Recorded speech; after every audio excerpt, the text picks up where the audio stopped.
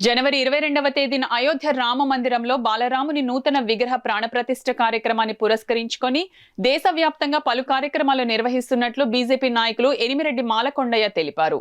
6వ division Sambamurthy Nagar dolphin colony, Jyothula colony Srirama స్పర్శ అక్షింతల పంపిణీ కార్యక్రమం జరిగింది. ఈ కార్యక్రమంలో మహిళా మూర్తులు, పురుషులు, హిందూ భక్తులు అధిక సంఖ్యలో పాల్గొని ఆ శ్రీరామ తారక మంత్రం జపిస్తూ అందరికీ కరపత్రములు, శ్రీరాముని ఆహ్వాన పత్రములు, అక్షింతలు అందజేశారు. ఈ కార్యక్రమంలో భక్తులు ఎనిమిరెడ్డి మాలకొండయ్య, ఏడిద కృష్ణ, కంచుమర్తి సూర్యనారాయణ, కంచుమర్తి అప్పాజీ, బీరక అప్పారావు, కొండేటి గంగాధర్, గాలి దేవరశేఖర్, చెక్క రమేష్, చక్రి, శ్రీ లలిత అన్నపూర్ణ, సత్సంగ్, ఎనిమిరెడ్డి జయమ్మ, శివ, సూర్యకుమారి, లక్ష్మీదేవి, వరలక్ష్మి తదితరులు పాల్గొన్నారు. ఈ కార్యక్రమంలో ఎనిమిరెడ్డి మాలకొండయ్య మీడియాతో మాట్లాడుతూ జనవరి 22వ తేదీ అయోధ్య శ్రీరామ జన్మభూమిలో నిర్మిస్తున్న నూతన మందిరంలో క్రింద అంతస్తులోని గ్రౌండ్ ఫ్లోర్ గర్భగుడిలో బాలరాముని నూతన విగ్రహ ప్రాణప్రతిష్ఠ గావించబడుచున్నది. 22/1/2024 సాయంత్రం 5 గంటలకు శ్రీరామ స్పర్శ అక్షింతలు దేవుని మందిరంలో ఉంచిన అక్షింతలను మీ గృహంలో ఉన్న పెద్దలచే శిరస్సుపై వేయించుకొని 2 దీపాలు దేవుని మందిరం దగ్గర, 2 దీపాలు గడప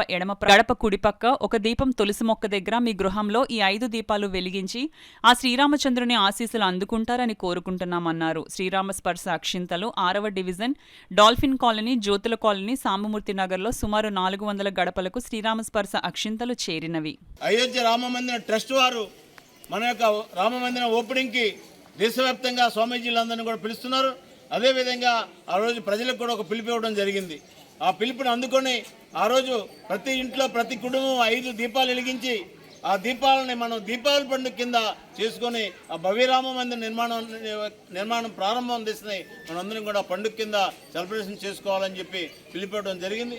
అందులో భాగంగా ఈరోజు హిందూ సమాజం, హిందూ బంధువులకు సంబంధించి సపోర్ట్ చేస్తున్నటువంటి భారతీయ జనతా పార్టీ సంఘ పరివార క్షేత్రాలన్నీ కూడా ఈరోజు ఇంటింటికి వెళ్ళి అక్షింతలు అందించడం, ఆ భవ్యరామ మందిరం యొక్క ఫోటోని అందించడం, అక్కడ కార్యక్రమాల యొక్క ఏదైతే పాంప్లెట్ అందించడం జరుగుతుంది.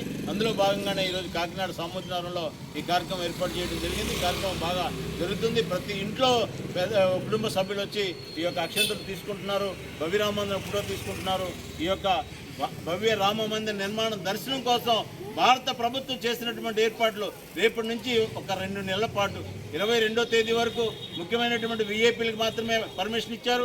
22 తర్వాత భారత ప్రజలందరూ కూడా అయోధ్య వెళ్ళడానికి అవకాశం ఇచ్చారు. కాబట్టి అన్ని ట్రైన్లు అయోధ్య వెళ్తున్నాయి, అన్ని బస్సులు అయోధ్య వెళ్తున్నాయి. అవి టికెట్లు కూడా రిజర్వేషన్కి పక్కదే ప్రారంభించారు. అందరూ కూడా అయోధ్య వెళ్ళడానికి రెడీగా ఉండాలని ఈ సందర్భంగా కోరుతున్నాను.